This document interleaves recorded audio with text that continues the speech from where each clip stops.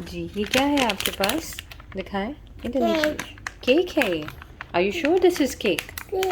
इस पे तो लिखा है ये पाइनएप्पल है। पाइनएप्पल? जी, कहाँ से मिला है आपको ये? फ्रिज। फ्रिज में पड़ा हुआ था, लेकिन ये कहाँ से आया है आपको पता है? पापा। पापा लेकर आए हैं। कहाँ से?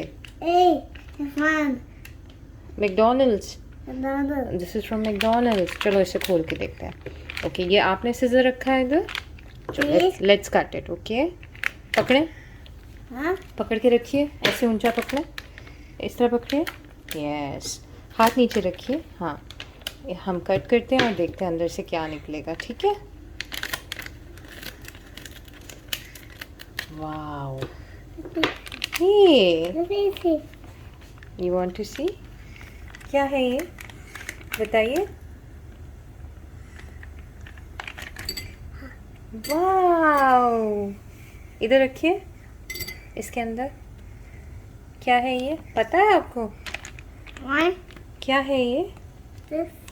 जी, क्या कहते हैं इसको? क्या है ये? इसको आप इस तरह करके ना, छोड़िए छोड़िए, मैं आपको कट करके देती हूँ। आप कट करेंगे? आप कैसे कट करेंगे? आपसे नहीं होगा।